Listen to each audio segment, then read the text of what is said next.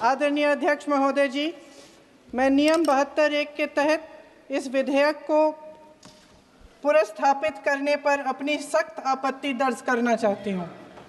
महात्मा गांधी ग्रामीण रोजगार गारंटी कानून पिछले 20 सालों से ग्रामीण भारत को रोजगार देने में और ग्रामीण अर्थव्यवस्था को मजबूत बनाने में सक्षम रहा है।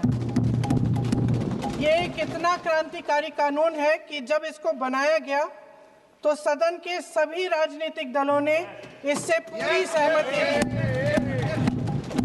इसके द्वारा 100 दिन का रोजगार इस देश के गरीब से गरीब लोगों को मिलता है, हमारे गरीब से गरीब भाई बहनों को। हम सब जनप्रतिनिधि हैं महोदय, जब हम अपने अपने क्षेत्रों में जाते हैं, आप भी जानते हैं, दूर दूर से हमें दिख जाता है कि मनरेगा का कौन मजदूर है।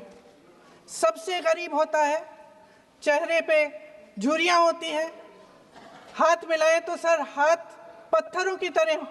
हाँ सर, मैं कर रही हूँ, पहुँच रही हूँ, हाँ मुझे पहुँचने दीजिए। नहीं, 1 मिनट लूँगी, मुझे पहुँचने दीजिए। सर, उनके हाथ पत्थरों की तरह कठोर होते हैं क्योंकि इतनी मजदूरी करते हैं। तो सर, मेरा जो इस बिल पर ऑब्जेक्शन है, सर ये जो कानून है इसके तहत हमारे गरीब भाई बहनों को जो रोजगार की कानूनी गारंटी मिलती है, जो अधिकार मिलता है, वह इस योजना में मांग के आधार पर संचालित होता है। मतलब जहां जहां रोजगार की मांग है वहां इस योजना द्वारा 100 दिनों का रोजगार अनिवार्य है, देना अनिवार्य है।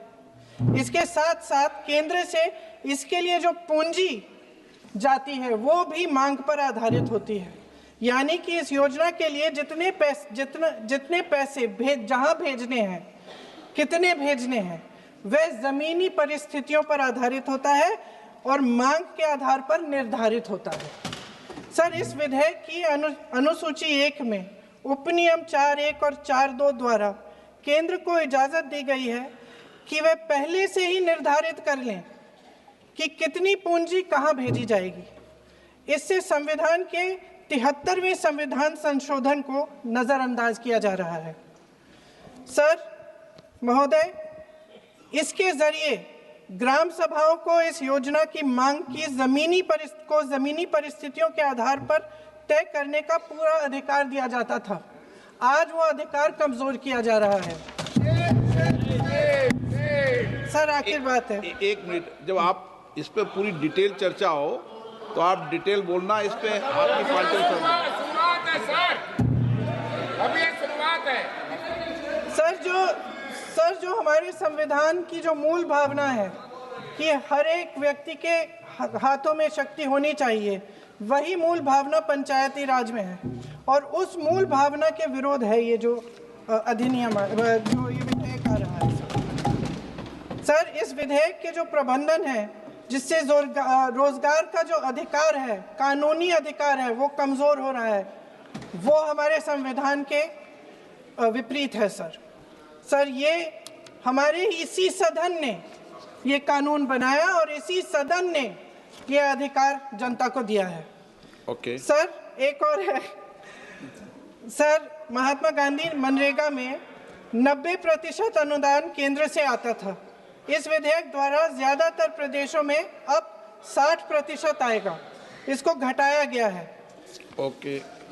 सर, इससे प्रदेशों की अर्थव्यवस्था पर बहुत भार होगी और खास तौर से ये वे प्रदेश जिनकी अर्थव्यवस्था पहले से ही केंद्र की ओर से जीएसटी के बकाये के इंतजार में है। ओके, माननीय सदस्य। हो गया सर, इस विधेयक द्वारा केंद्र का नियंत्रण बढ़ाया जा रहा है और जिम्मेदारी घटाई जा रही है।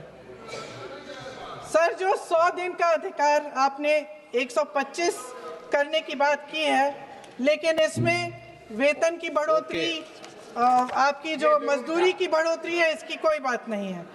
माननीय सदस्यों, सर ये सही बात है कि अभी तक जो बकाया है वो ही पूरा नहीं हुआ है। माननीय सदस्य गणों, मैं आपसे सर आखिरी बात ये है सर कि हर योजना का नाम बदलने की जो सनक है ये समझ में नहीं आती है।